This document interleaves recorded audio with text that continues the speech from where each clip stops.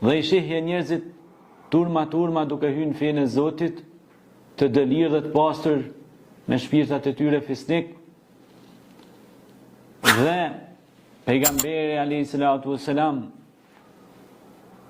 pasi u rikthye si fitues dhe triumfator me të hyrë në Mekë, u bëri me dije se kush hyn në shtëpinë e Abu Sufjanit është i sigurt.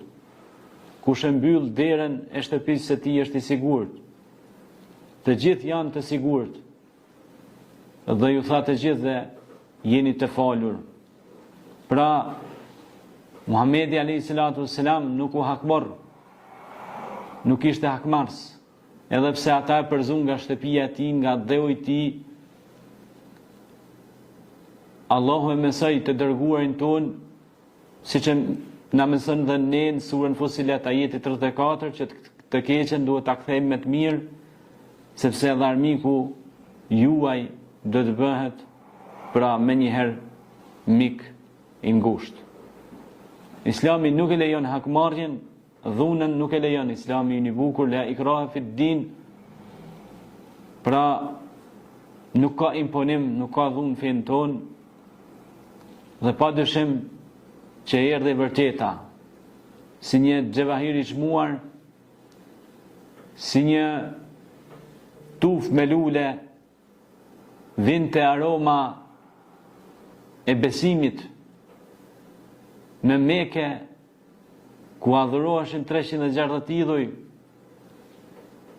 ku njerëzit kishin rënë në një errësirë, në një gjumë të thellë, letargjik. Pejgamberi alayhi salatu wassalam pra i pastroi atë vend të bekuar, atë qytet të sigurt, atë bilad fra e pastroi nga idhujt, i largoi ato dhe dashti Allahu ja u pranoi pendimin gjithë atyre burrave e grave fisnike që arritën ta çlirojnë Mekën nga idhujt e rrejshëm. Çlirimi i Mekës është një çlirim pra nga errësira.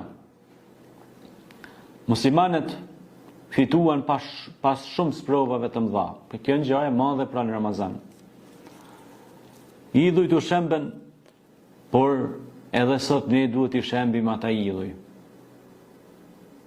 Sepse edhe sot ne duhet besojmë një Zot dhe jo të besojmë statuja dhe gjërat e vdekura. Historia e çlirimit të Mekës